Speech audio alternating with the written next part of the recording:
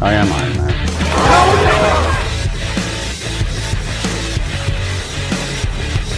Hello there.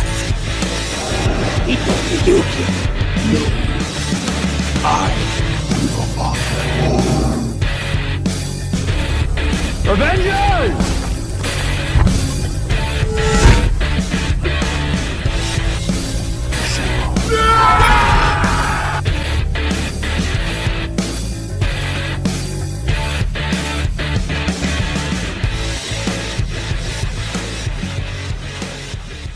All right, welcome to episode 30 of Stars in Marvel.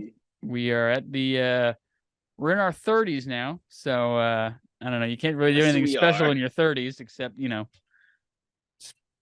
be closer to Minor 50. depression here and there. Yeah. Closer to your midlife crisis. Past your quarter life crisis, closer to your midlife crisis. Close to the actual crisis, realizing I wish I had the quarter life. Exactly, yeah. But yeah, welcome to Stars in Marvel. Today we're breaking down episode what was it? Oh, episode 5. Episode 5 of The Mandalorian. And Which some are calling the best episode of Mandalorian. I mean, dude, this was a sick episode. There were like many little sly like cameos, references, all that type of stuff, which I mean, the big cameo, we'll get talking about that in a little bit, but yeah, I mean, it definitely was an amazing episode. Yeah, this episode was amazing. Like, it was great. And that's last week we talked about it was a very fun episode, but then the more you thought about it, like, nothing really happened. Yeah. This episode was like perfection because things happened and like a great action, great visuals, like you said, cameos galore. Like, Yeah. the main one being amazing, and we'll get that in like just a second. But like, oh my gosh, it was just such a fun episode, and it was like 55 minutes. Like, this is like, yeah, we I know want those hour-long boys. I know like, I'm glad that they're not just sticking to one specific time for each episode. Like, it's not like a half an hour, 45 minutes. Like, some episodes are 35 minutes. Some which have more meat to them, like this one, and unfortunately, episode 3 are an hour, close to an hour long. Which, I mean, yeah, this episode definitely benefited from that 55-minute time time length. And that's the funny thing is, like, at one point I was like, oh, is this going to be the end of an episode? And it was like halfway through. Like, this felt like it could have been 2 episodes, and it would have been 2 okay episodes. Yeah. But as one, it was great. It meshed well together. And this episode also helped tie a couple of loose ends that we thought weren't going to connect to they got us in the first half. They got us. So let's go through real quick. So the episode starts. I meant to look this up. Terrible host. We get Rebellion pilot dude who we haven't seen since, I'm pretty sure he was in the Frog Lady episode, right? Yeah, I believe so. That was season 1, right? That he was in, or season 2? It was season 2. Frog Lady is season 2. Okay, yeah. And we have, there's 2 Rebel pilots in that episode. One of which is the Filoni cameo. Yeah. So that was the one where they pull up beside Din, and they're like, "Hey, what are you doing here?" And he was like, "Yep, screw you." Like, yeah. And so that's what I thought he was one of them, but regardless, we've seen him before. Was he in the original trilogy too? I feel like he was in the original trilogy. Now you're calling out my knowledge, dude. I don't know that. I don't know either. I feel like one of the breakdown videos he looks I watched, very good in the original like outfit. He looks very original trilogy. Yes. Looks very very OG Rebel. and like, I guess the only thing I'm really saying there is again, props to the props. Like, props to the props. That's great. But this dude's back.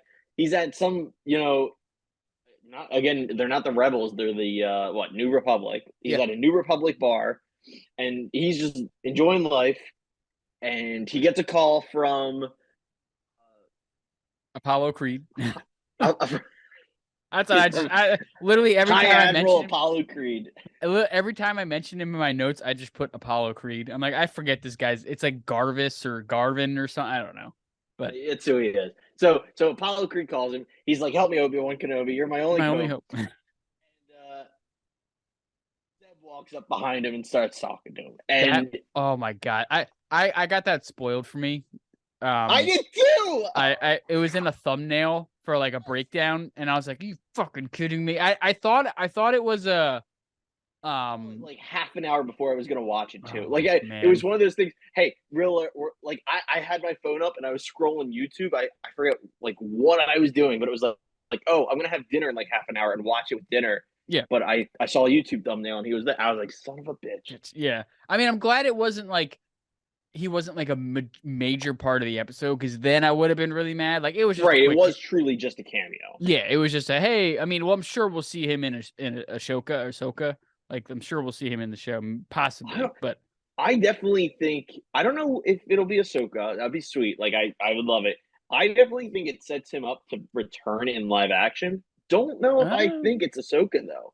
I could see it being. I don't know. So he is again for the show. He is a new Alliance or a new Republic pilot. That's what he's at the bar. He's with I don't know. I'm gonna call him OG. He's with the OG pilot. with the OG. And, they're just chatting it up. Like so, they're both new alliance. Oh my god, new alliance. They're both new Republic members, and so that's what Zeb wants to do. There we go. God, he looks so good. Right? He looks better in Mandalorian than he did in Rebels. Right? I know. Like it looks, and I'm glad they got the same voice actor and everything too. Like he just looks so good. Sounds exactly like he did in Rebels, and just well done, Filoni. Well done, Dave Filoni. I know, and this it's like well done Filoni for putting it in. Well done Favreau for okaying it. But like Filoni, man, like the Rebels references this season are been on point. I told you in episode 1 that you needed to watch Rebels. If you were listening and you didn't watch Rebels, you're a sicko. You're missing out. You're missing out on all these great cameos. It was great, and yeah. I mean, I'm really curious if we see what else Zeb has been up to. I kind of think we will. Yeah. I don't think he'll be in Mandalorian, or at least not right now. But I think he comes back. I mean, he was a major part of the start of the rebellion. Like he was literally one of the original members of the rebellion. So I wouldn't doubt. I mean, and he was one of Filoni's creations. So as long as Filoni's, you know, at least I believe he's one of Filoni's creations. I don't know if he was already set. Okay. What I was gonna say was also classic Filoni. It's an alien, so he doesn't age. I really hope at some point we do get a live action Chopper too. I'd love to see just like a you know. You know what, dude? I really think that's got to be coming. Like, especially with how many like Rebels references we've had this season. I think 2 things are coming, and one of which we've talked about already. So one, Chopper. I think Chopper shows up one way. To be honest, what if Chopper became Mando's main droid? That would be awesome. Like somehow he ends up at that like that scrap lady's yard or whatever, and she's like, this thing's, you know, causing all sorts of trouble. You take him with you, and you know, let the little kid sort him out. I would love it, and like I don't know, there's so many. Definitely, he's a droid. He doesn't age. He's a billion years old. I know. C-3PO has been literally in every single movie. He's like, I don't know, probably as old as Yoda. I definitely think Chopper shows up in Mandalorian. I hope he's Mando's new droid. That would be awesome. There's your thumbnail, Chopper. There you go. I think we called it. We talked about it before. I think Hondo's coming. And we haven't gotten to it yet, but like the reason that Apollo Creed is asking OG Pilot for help is because the pirates are there. Yeah. They have taken over the planet that I'm going to forget. They've taken over the planet, and he's just desperate for help. Yep. And these pirates, it's Grass Davy Jones, and then it's big old green meaty. Green meaty, and then it's the dude that Mando didn't kill in episode. Kind of looks like Hondo, like kind of looks like Hondo. Discount Hondo. Dude, Hondo's coming. Yeah, I don't know how. I don't know why. I don't know when, but he's coming. coming. Yeah. He's absolutely going to be at the least a cameo. Yeah. No, yeah. I mean, they're doing space pirates. They're doing space pirates. It's a Filoni property. You know, like he's got to show up at some point. Like he's everybody knows as the space pirate. You know, like the swashbuckling, double crossing. You know, Jack Sparrow type. He is Jack Sparrow of Star Wars. Like he's quite literally the biggest known pirate. Like so, I think there's one of two ways it's going to happen. It's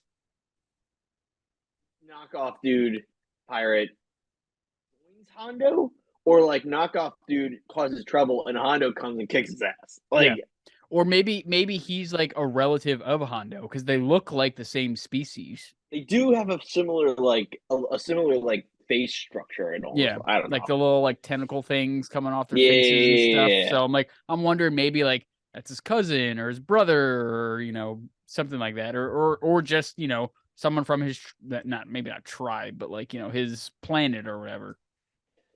You know what's funny though? I was very happy with Zeb's design and like all digital. I think it made sense because he's not just hair. He's not one thing. He's a very real like hair, also skin. Like it's a combination of things. And I think digital really worked for Zeb. Yeah, I think you got to go practical for Hondo. Yeah, I don't know. Again, I don't know how, but I think that's got to be a real look. They're pulling it off with that other guy. So I mean, and that looks really good. So I feel like they could easily pull off Hondo.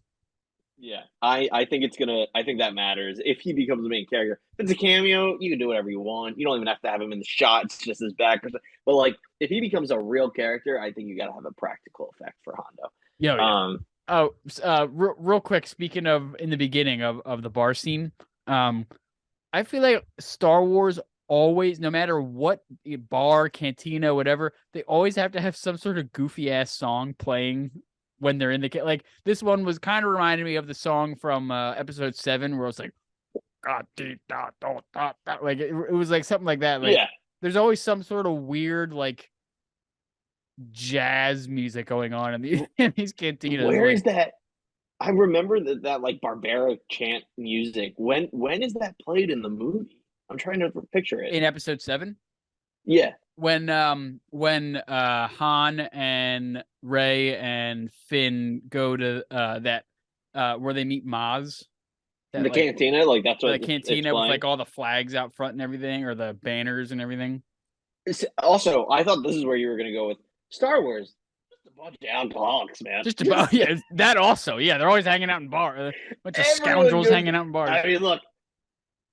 I'm not judging. Stones. Yeah. But it's just I love the idea that we always end up back at a bar somehow. Oh yeah.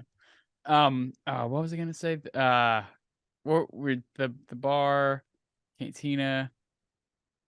It'll come back to me. I was gonna say I was gonna say something. I forget. No, not Chopper. I forget what it was. Well, let me know if it comes to that. But so OG Pilot, he's got Zeb gives him his blessing, which we find out is worthless essentially. Yeah. The way he talks to him, I'm like, oh, Zeb is superior. He's like, no, it meant nothing. He's like, yeah, he's a pilot. Like, so this pilot goes to Coruscant to like, it's like he went to HR basically. Yeah, to get permission. Yeah. And that's what made me laugh was like, it's not just like a ragtag group anymore. They're like a legit government. Like, he was head of, it was, well, also great cameo, Tim Meadows, as the whatever he was. Very funny Mandalorian using actors just for the hell of it moment. Yeah. Like, I love it. He was it wasn't the head of logistics, but it was like the head of, I forget. He said his title, and I was like, "That's a weird thing for Star Wars to have." Yeah, like, but you're actually like an right. Office, It was. I think I might be overreading this, but a Star Wars fan never.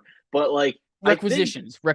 That's what he was in for requests. Office of requisitions. Yeah. And like, okay, so to that point, I think it's supposed to sound as ridiculous as possible because the idea especially from the episode we're about to mention, which was the convert or whatever it was called, where we see the Empire guy get fried. Mm-hmm. Like the whole point of that is that episode.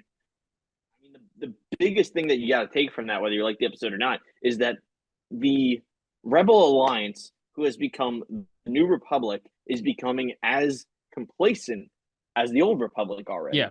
And that's what I think to come to this episode, the Office of Requisitions, and the fact that this pilot can't get someone to go help a world getting attacked by pirates, it's supposed to be like, oh, the New Republic is already just complacent and falling down. They're already falling into that First Order path. I mean, you can already see that lady's already infiltrating the, you know what I mean? Like she's yeah.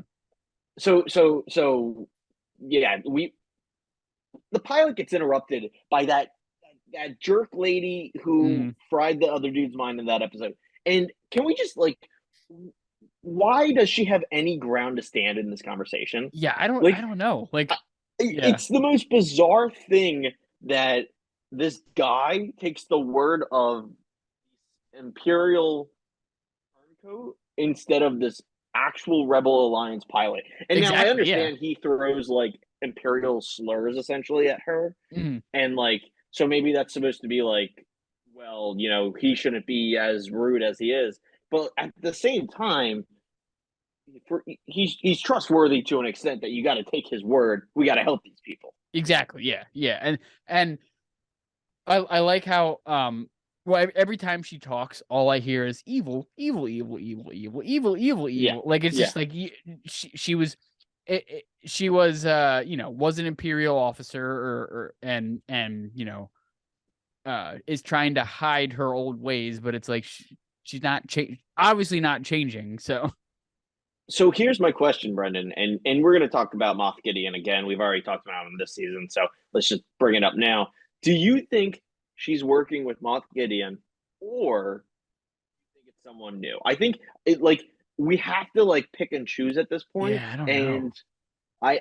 I personally think someone new. Yeah. Maybe Moff Gideon is her point of contact, so to speak. Could be. But I don't think he's the guy in charge. No, I mean, definitely Moff Gideon has something to do with it. Only reason I say that, not even really because of something happening in the show, but just because the guy who plays Moff Gideon is such a big actor that I feel like they wouldn't kill him off that easily. Especially if they keep bringing him up, you know what I mean? Like they keep. I'm honestly surprised they keep the stolen or the broken down transport and stuff like that. So he's definitely masterminding some part of this, new order plan. But like you said, there's something out there that whether it be Snoke or Thrawn or something like that.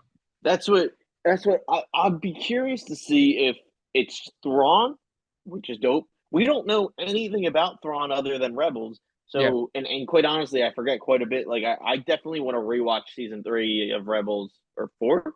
Is that when he's introduced? Just the last season of Rebels. Okay. Yeah, I forget if it's 3 or 4. But I want to definitely rewatch that before Ahsoka, because I think that's a be ready. Watch. You shouldn't, guys. You shouldn't even watch Ahsoka if you haven't watched Rebels. If you haven't watched Rebels, and definitely watch season 7 of Clone Wars. Yeah. I mean, I would tell everyone to watch watch Clone Wars. Watch all of Clone Wars if you can, but But season 7 is just great on its own. It's so good. Honestly, watch season 7 of Clone Wars before you watch this, because there's a lot of how Bo-Katan and her kind of team up and everything. So, sorry, go ahead. It really is it's huge. It's huge. These Filoni shows all connect.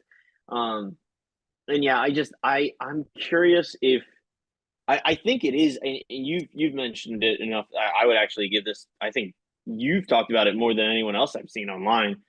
I do think this is going to inevitably connect to the First Order. Whether it's Thrawn makes the First Order, does he do we get a Snoke origin here? I don't know, but I think this is all building up to the First Order, and I'm curious how. Now I don't remember this at all. Maybe I just wasn't paying attention, or I think it was the first season, so it's been a while since I've seen it. I saw a screenshot and it looked real. It was in one of the breakdown videos I watched. I think it was on New Rockstars or whatever. And they had a screenshot of Snoke in like one of those cloning tubes, I guess that they Yeah. found in Moff Gideon's um lab or whatever. So Um he was definitely in a cloning tube in episode 9 of when the second season or the first no season. no no like he was in a cloning tube in Oh, Rise of in Skywalker. gotcha. Okay, So that's what maybe like that's what the screenshot was from. Yeah. Okay. that's what I was gonna say. Like I don't remember him being in Mandalorian. I feel like we Okay. would have talked That about that. that must have been what it's from. I haven't watched the sequel trilogy, I guess that's Sequel what it's trilogy. called, in a while too. So Yeah, yeah. I think that's one of they like briefly touch on it without actually saying anything. When you get introduced to Palpatine and Rise of Skywalker, there's like rows of Snokes in these cloning tubes, which is just implying that I they think that use was that. implying he was a failed Palpatine clone in itself. Yeah, I Like mean that makes sense. Yeah. it's definitely. I mean, cloning being the main thing is definitely like accurate, but what Snoke's connection was, I don't think was ever established. Yeah. Dude, I It's remember funny. kind of a weird tangent. Sorry, kind of a tangent, but I remember when they killed Snoke in episode 8, and I remember just being like, "What?" I was like, "Where's the explanation for who he is?" Like, so many people had so many like they're like, "Oh, it's the Emperor that he just got really deformed or whatever. Oh, it's this person, it's that person," and then they're just like, "Nope, you never know." And then I guess you do eventually find out in episode 9. I just guess I wasn't really paying attention that much, but I am gonna save this for our sequel yeah, talk yeah, that we no, keep no, yeah, teasing, that's but fine. I will answer. I disagree. I actually like that kill. Okay, okay. I can't wait. Nick is on your side. We have had this argument countless times. Every time it gets brought up, I will tell him my defense, and he just does not care. Fucking Well, ends it. we'll Like have to do two separate episodes. We'll have to do one just me and you, and then we'll bring in Nick for another one to have him just trash on the sequel trilogy. it's no. I mean, it's no spoiler at this point. Nick is not a sequel fan, so that's what. Like I would love to have him come on to talk about it, Yeah, but I definitely think we still need to do our separate like. So yeah, we have to do that, and then we'll let him and then come we'll to have a. Nick. This is why it sucks. Yeah, But yeah, I overall thoughts on the Last Jedi are not necessarily based off this, but that scene I actually really like that kill, and I will say why they I mean, eventually had another time. yeah. Well, yeah. I'll say that as well. But yeah, so with Tim Meadows cameo, the So I the mean, I meme don't have bitch. anything else to say about Emperor Girl unless you do. I think that's Nope. really the last. I'm curious where she ends up in this because she's definitely not, unless she's still a spy at the end of the season. She's got to be a main villain by the end of the season. Yeah, yeah, she's gonna get indoctored into the next season, and she's gonna be, working for the startup of the new order or whatever. You know what I Yeah, mean? She's gonna be correct. yeah. Yep. What if the Mandalorian as a show is just relabeled as like the First Order prequel or something? Dude, Like, I mean, I would not hate that. Like yeah, I like how they're not afraid to touch on that stuff. Cause like uh-huh. this is the first property we've gotten that breaks down what happened after, because this is what, like 5 or 6 years after the Empire falls or something. I forget the exact number, but yes, it is It's after like the fall of it, the Empire. so like this was to my knowledge, this was the first thing other than the sequel trilogy, which takes place what, Yeah, like 20 years after. right. By Um, then, the Empire isn't even like a talked about. thought, It's like yeah, in passing, kind of a thing. exactly, yeah. But this is like the first thing we've gotten that's truly after the Empire falls, and we're seeing um, this weird transition period where, um, you know, the rebels are now the government, and they're indoctoring or grandfathering in officers from the Imperial officers. So it's weird. There's a weird balance going on of like, yeah, we used to fight, but now you can. It's almost like how when we when the world won World War II, and the U.S. government was like, yeah, you Nazis can help us build some rockets. I like mean, Nazis could be okay if we take them, and make them not Nazis. Yeah, Okay. let's help get us into space, and then you can go fuck off to Costa Rica or wherever they went. like, if our podcast ever like takes off, some dweeb is gonna rewatch and clip the fact that I just said, yeah, Nazis can be okay. Yeah, Zachary Santangelo canceled over Nazi.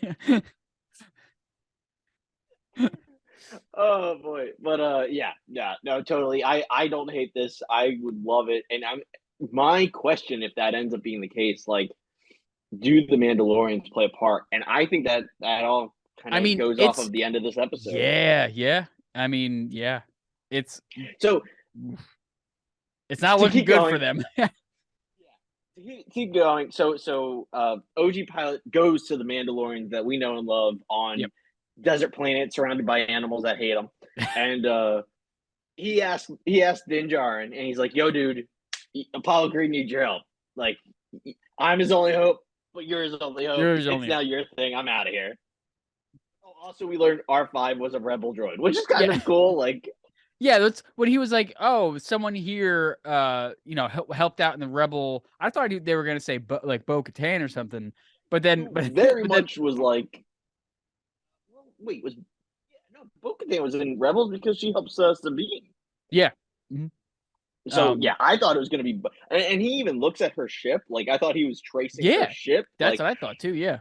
A lot of like Bo highlights, and then nope, it's R5. R5 is like, it was a big big bait and switch. It was like, nope, R5. He's the one. We get a very interesting scene where Mando makes his case on why he needs to help Apollo Creed and his people, and why he would like the rest of the Mandalorians to help him. And then we get the Jon Favreau Mandalorian, who seems like he's going to throw a hissy fit, and then he's like, but actually, Mando saved my kid, so we got help.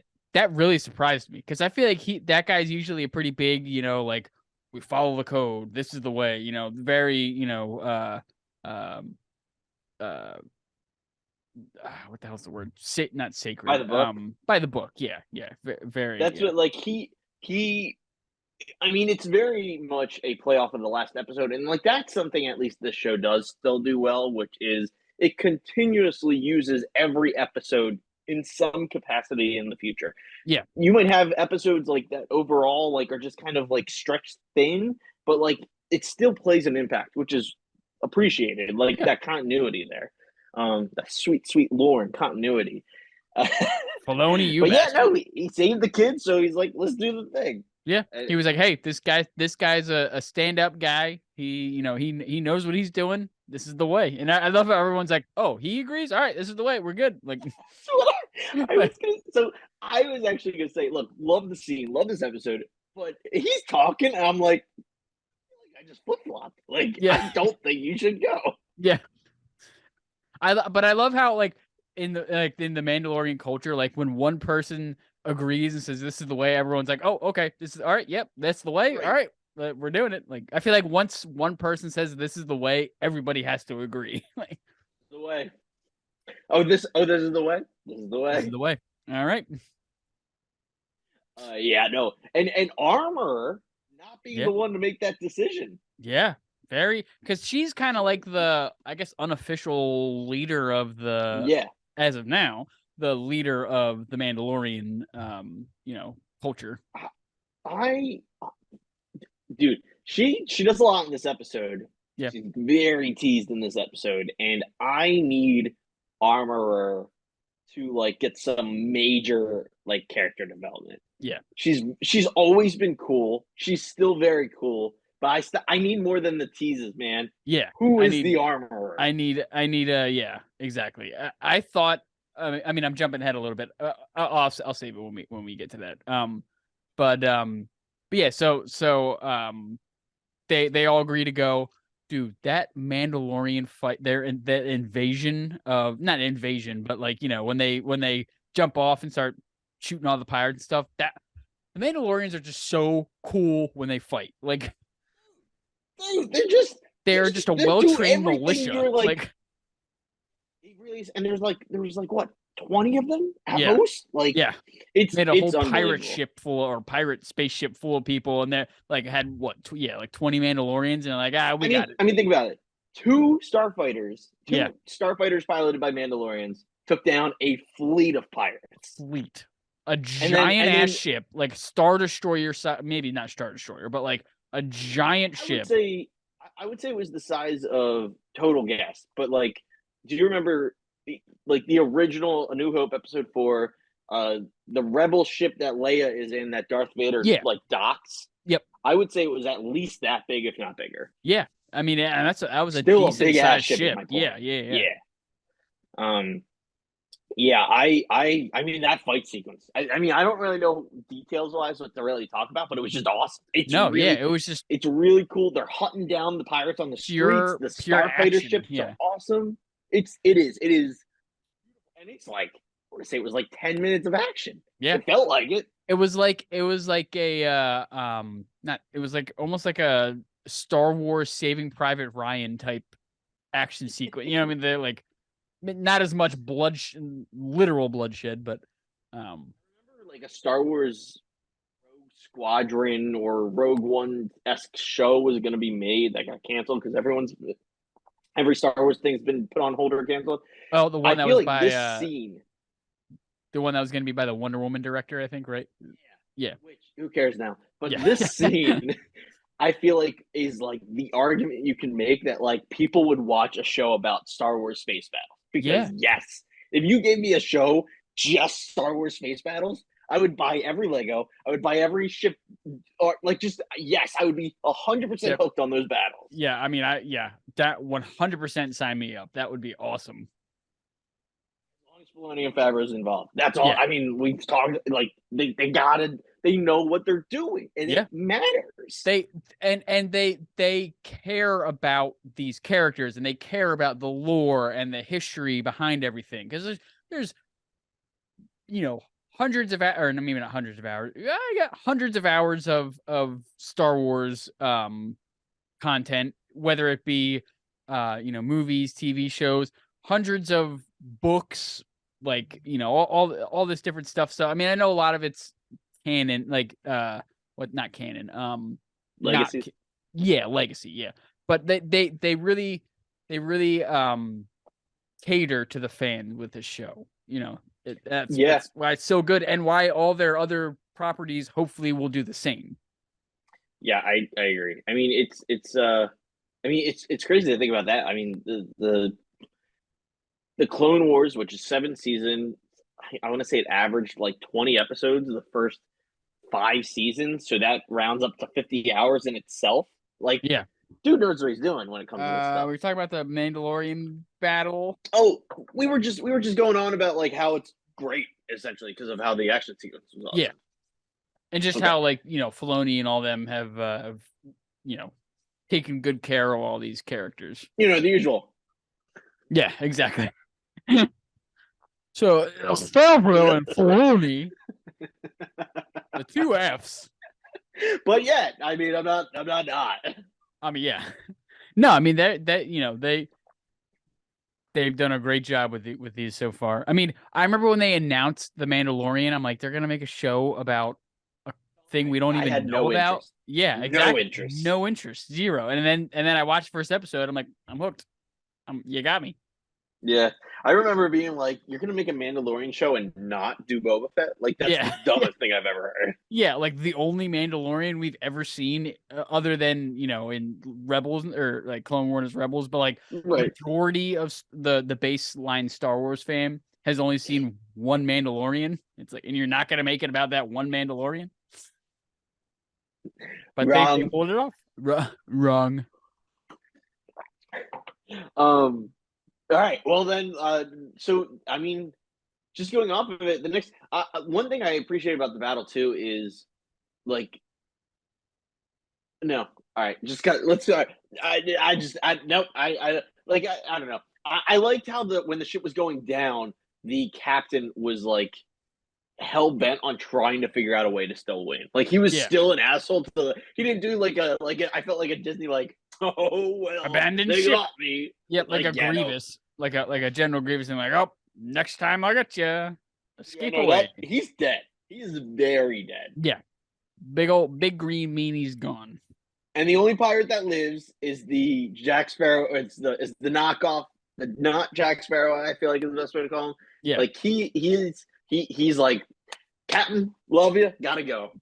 This is where we part ways. And he might have gone to see his brother, cousin, so and so Hondo. You never know. I think he did go to find Hondo. I feel like that's the cliffhanger. There is he gets him. Yeah, Hondo's coming, dude. He's gonna be in the show. Yeah, for sure. I mean, they're bringing in all these Rebels characters. You can't have a pirate and not have Hondo. Exactly. Yeah, gotta happen. I'm sure it'll get spoiled for me on some sort of thumbnail. I just, you know what bothers me about that?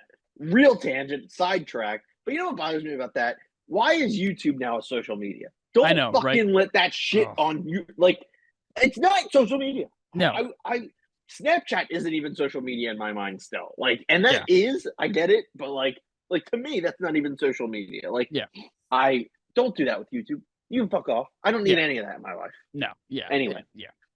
Anyway. Blur it out if you're going to put it in your thumbnail, you dick. Right. Or put a misleading one like Chopper. Exactly. Yeah. It's going to be great. Exactly. Okay. So then, like, after the battle ends, they win. Mm-hmm. It's a big hoo-ha. You know, Apollo gives them like a whole. That sounds like half the planet, to be honest. Like. I kind of saw that as like a half nice gesture because he was like, "Oh yeah, you guys saved us. Thank you so much. You can take from here to here." But I feel like he's also going to parlay that into. But can you also keep protecting us and be like our sheriffs and stuff? Like, oh yeah, he's definitely expecting that. Be curious if there's any tension there because that's not what they're planning on doing. They're not planning on staying very long. No, so I'll be curious if there's any tension because of that. Dude, I really liked how Apollo's character has developed and he's way better now than he was in season 1. Like he's way more interesting as like a guy trying to do right versus when he was just the guy, the bounty hunter guy. Yeah. So yeah, I really like his character. I like the idea that he's probably going to be in it more for the rest of the season. I honestly thought there was a chance he was going to die in this episode, like with all the tension. Wouldn't be surprised if he dies. I did like when the pirates did start attacking and the robot thing came up, the droid came up to him and was like, "I have your escape pod ready, sir." And he's like, "I'm not abandoning these people." I was like, "Hey, it's a stand-up guy. This dude has had some of the best character development in Star Wars. Yeah. I mean, he really has. Yeah, for being a B-list character on the show, he's had some of the best development. I mean, so much so that he, like, as they point out in this episode, he tries to hunt down the Mandalorians, like, when they're there, and now they're helping him save this planet. Like, it's really good. Came full circle. I am curious if the land thing, like, is, again, when he was describing it to me, I was like, that just sounds like a giant piece of land. I could also see it being, like, the small, it's one or the other. Like, he either gave them, like, huge, a block. Yeah. Or like half the planet. Yeah. It's either like a tiny little like section or half the planet. You gotta bunker up. We're gonna make this is gonna be what is it called in the dorms? Supplemental housing. Just everyone in one spot. I mean basically that's all. And then the last thing with the Mandalorians is the armorer takes Bo's side and she's like, "You being serious? We're serial right now?" Mm-hmm. And Armorer is stepping up and like, we got to unite the Mandalorians. Yeah, and we got to get shit done. I am curious. We have not seen many of Bo-Katan's followers other than that like one girl that was supposed to help him in last season, right? Yeah, there was like two. She had like two, like wingmen. Yeah, like two people with her, but they abandoned her because she wasn't the rightful leader of. Because she didn't win the dark thing, which I thought So Bo and Armor agree they got to unite the Mandalorians. Bo takes off her helmet because she's Dude, when she was like, "Take off your helmet," I thought she was gonna take it off, and then she's gonna be like, "Out, you're done." Like I thought it was like a test. Like I thought it was like a like you never take off your helmet type of thing.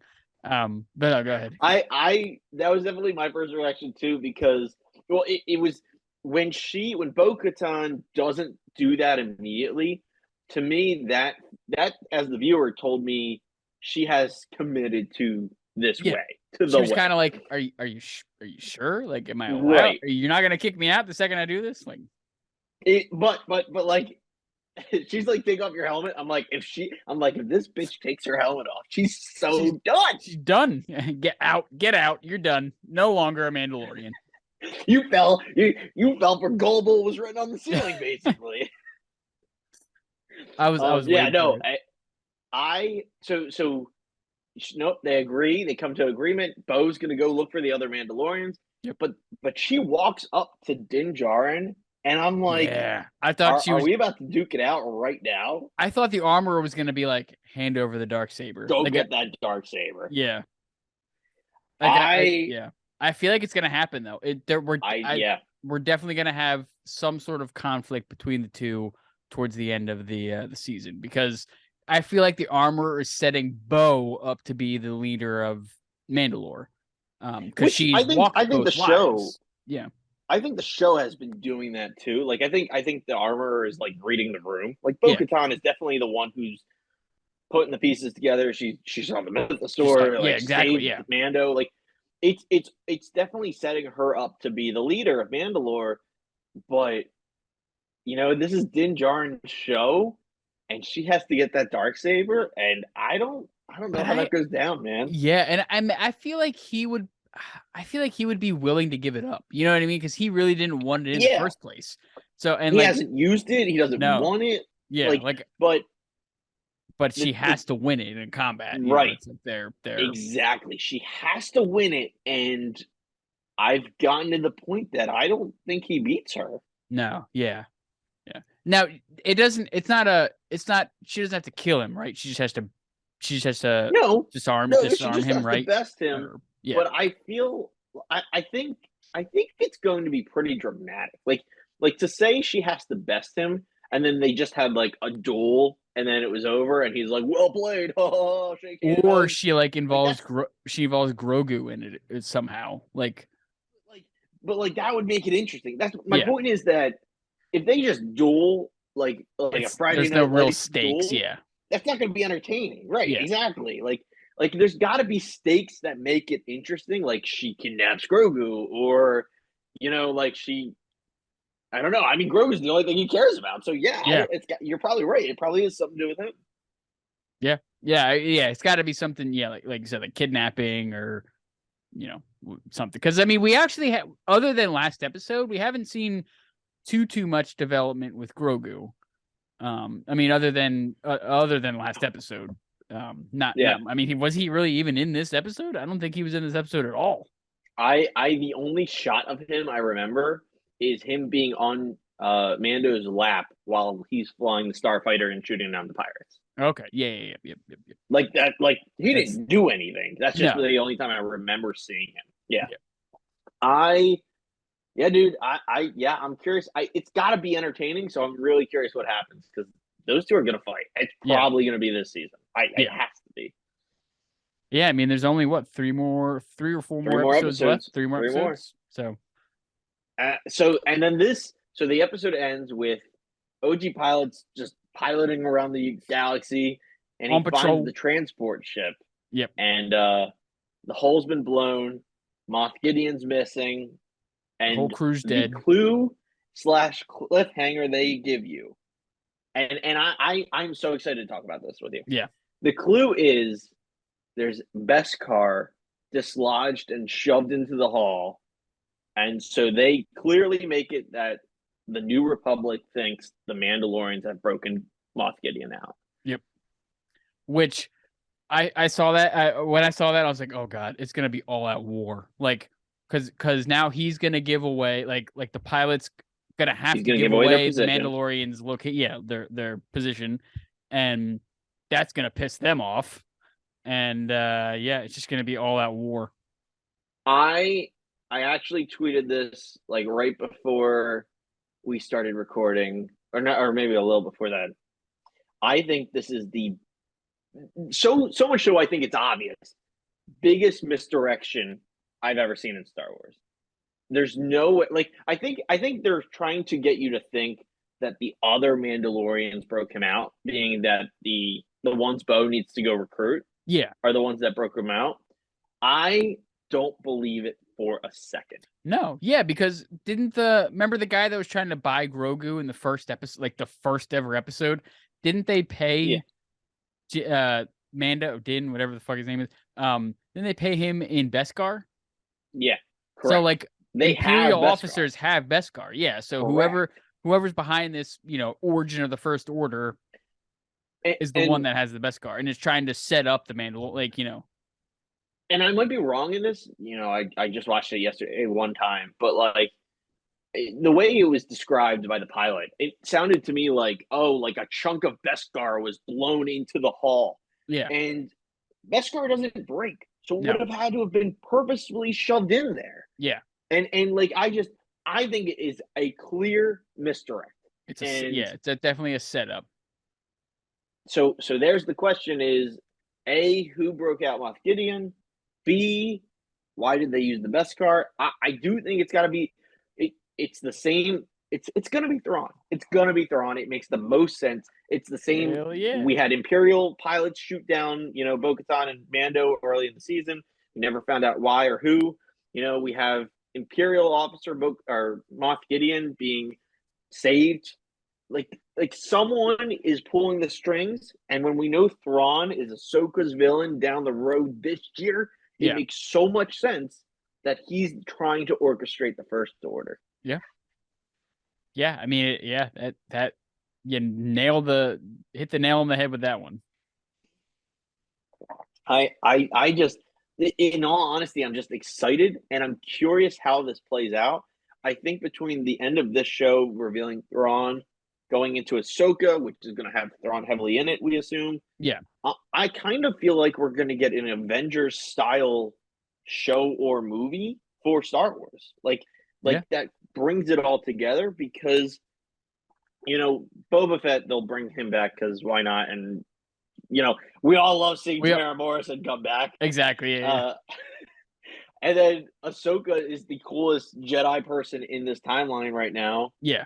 And then Mando is the guy. So I do think they kind of bring this all together.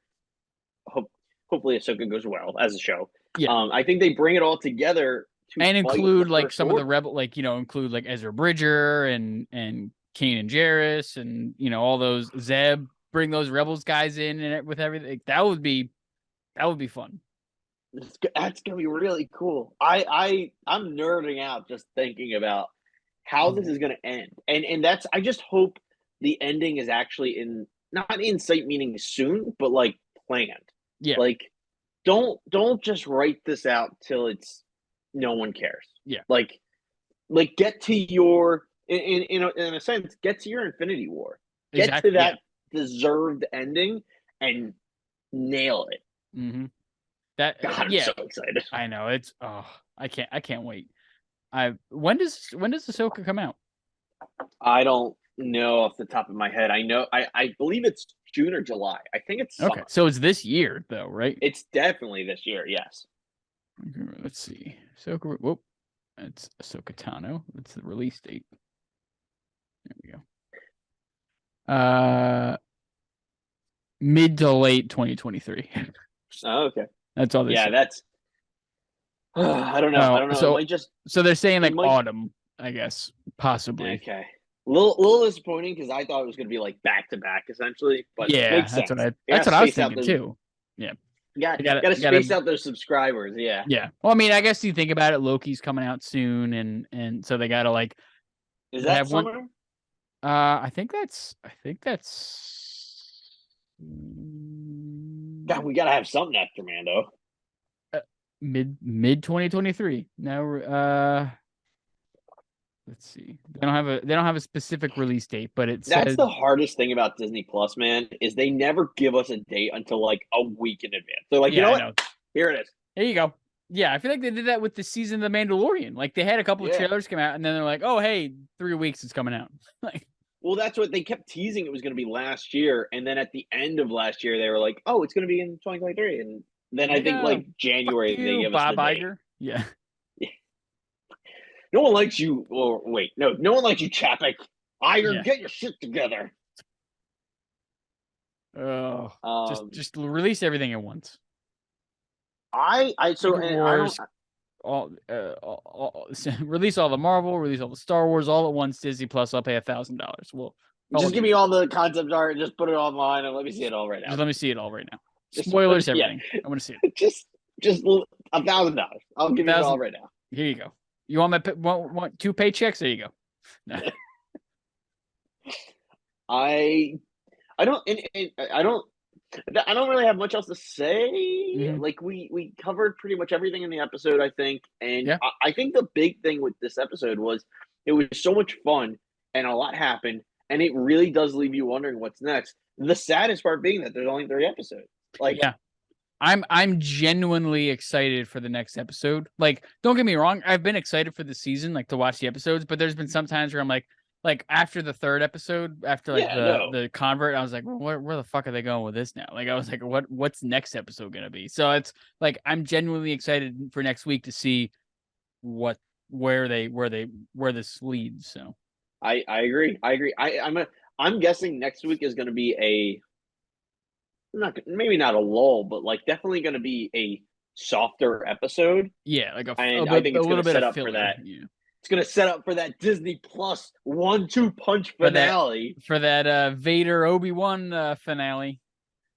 because Oh, even that show did it. Like, you know, there was that filler episode where Leia got kidnapped and he had to break into the Inquisitorius or whatever. So that was. I still like the Inquisitor Tower. That's yeah, correct. Like they have to do a kind of a softer, slower episode for the third for episode 6 because episode 7 and 8 are going to assumably be just action packed. Yeah. At least you said it with like an Obi-Wan Kenobi. Episode 8 is going to be 50 minutes of action nonstop. I mean, come on. It's going to be heavy story, heavy action. You know, a lot of life-changing things going on in the world of Mandalorian. Do we get any more cameos that's not Chopper or Hondo? I think those 2 are almost guaranteed to be possibly honest. Sabine. I mean, they're bringing in other Mandalorians. All right. Possibly Sabine. Brendan, I don't think we've ever had this conversation. Is she the armorer? Oh, I never thought about that. Oh, I do want to give one little goofy critique. I can see that. Look, I love her using the hammer in battle, but when she takes out the prongs, like, oh yeah, that's a little like a little goofy. Yeah. Like no, just keep swinging the hammer. That's a war weapon. Yeah, don't use cattle prod. Use your hammer. Yeah. Yeah, no, dude, I mean, age-wise, I mean, I have no idea who plays the armor actress-wise, but like physically, I feel like she looks like she'd be the right age for Sabine post Empire. Yeah. Yeah, I mean, I could totally see it. I mean, I know Sabine wasn't too huge, at least from what I remember. She wasn't too huge on like Mandalorian culture. But maybe there was like a born again type thing, and she exactly. Yeah. That's the big like what if? Because didn't she like break off into another faction or something like that at the end of Rebels? Or from what I remember, I mean, it's only been a year since I watched it, but that's what I don't remember her Mandalorian state. What I remember in the Rebels like epilogue is that she leaves with Ahsoka to go find Ezra Bridger. Okay. So yeah, I mean, I could totally see that being a possibility. So. I would set the crazy thing is that would set up the armorer to be a main character in Ahsoka, assumably. Yeah, I mean that would make sense to have. Yeah, I mean because if she went off with if Sabine went off with Ahsoka and Is it Ashoka or Ahsoka? I always get Ahsoka. Ahsoka. Okay, I always want to say Ashoka because there's the H in the name, but I'm pretty sure the H comes before the S. That's it. Yep. Ahsoka. Ahsoka. Yeah. Ahsoka. But yeah, no, I like that theory though. I like that theory that regardless of how, I like the idea of Sabine showing up. I think that's been on cartoon Star Wars fans' mind. The Mandalorian show, she's a Mandalorian. Is she going to show up? I do kind of hope we get her soon because I think it would be awesome. Yeah. No, I need because like the armor at the end was like, we need to bring everybody, whether they're wearing helmets, whether they're not. You know, you're a Mandalorian, you're joining back up. So I'm actually really glad you brought that up because that is my reason why I think she shows up as a different character, because I think that was the moment for her, and I thought this was going to happen. Like, I'm watching it thinking that was going to happen. I think that was the moment, if it was Sabine, for her to reveal to Bo, it's been me the whole time. That'd be pretty cool. That would have been great. And that's because that didn't happen. That's why I think it's more likely she's someone else, which is still just as cool to me. Yeah. Let's hope. Great episode. Yeah, I mean, all in all, amazing. I'm just excited. Can't wait to see it. We just said, I think there's going to be a lot more cameos, more characters, and at the least, just more great action. Yeah, it's gonna be cool. Yeah, I'm pumped. This is the most excited I've been for the next episode of Mandalorian. Agreed. It was a great mid-season jump, I guess, is the best way to put it. Yeah, I guess this would technically. Well, I guess it pretty much mid-season, sort of. Like the episode before would have been like the mid-season finale. This is like mid-season premiere, and it's got me psyched for the rest of it. Yeah. You know, like Rick and Morty, but they like they pause it for 6 months for no reason because they're assholes. Because they're assholes. Because Justin Roiland's an asshole and Dan Harmon can't write. Have a good night, everybody. Is let's be honest, also an asshole, but he's just funnier at it. Yeah. He's I could bash them for hours, but I won't. And at the same time, literally support them every possible way. I'm making fun of myself for that too. Yeah. Because like I always bash Dan Harmon, but also Community is one of my favorite shows, and that's his brainchild. That's his baby. So yeah. So Valerie's watching that for the first time right now, and I don't know about you, but like there are shows Val watches, and I'll walk in the room and be like, okay, and then I like walk out, kind of a thing. Yeah. But like right now she's watching Community, so I walk in, I'm like, oh, okay. Ooh. I forget whatever I was doing, and the paintball episode. Yeah. That was it drove me nuts. We were watching Community the one day, and she's like, oh, okay, well let's stop after this episode. And the next episode was the paintball episode. That's like no. That's like the first episode where they introduce like the real goofiness of the show. Like that's like the first introduction of like the That's the first season finale, right? Yeah. Yeah, that's like the first episode where Dan Harmon really like was like, all right, I'm going full bore with this weird shit. Like even the concept of how it goes is just Jeff fell asleep in his car for an hour. And just all war broke loose in an hour. My favorite one is I think it's the second paintball one.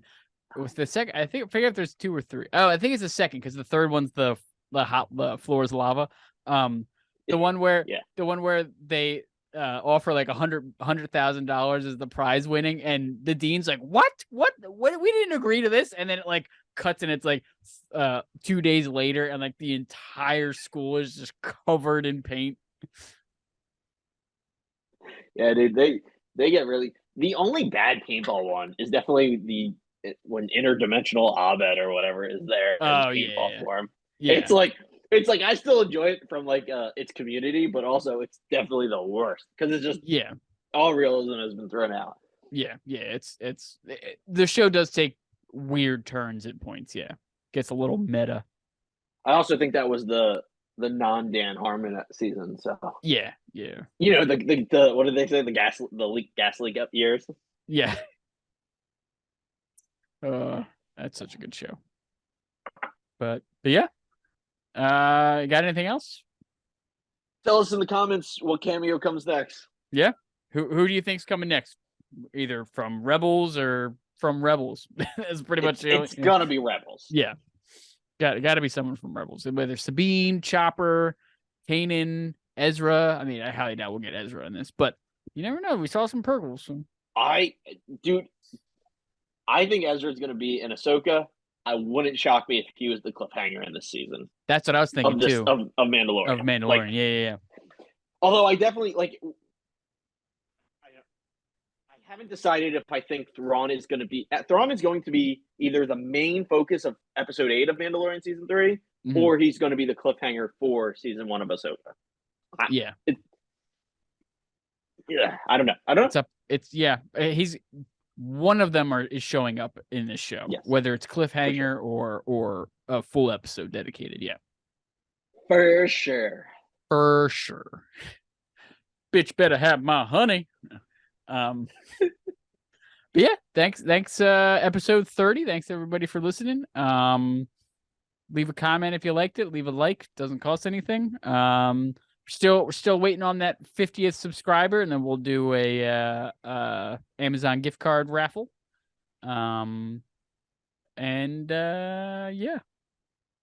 catch you on the next one. Bye.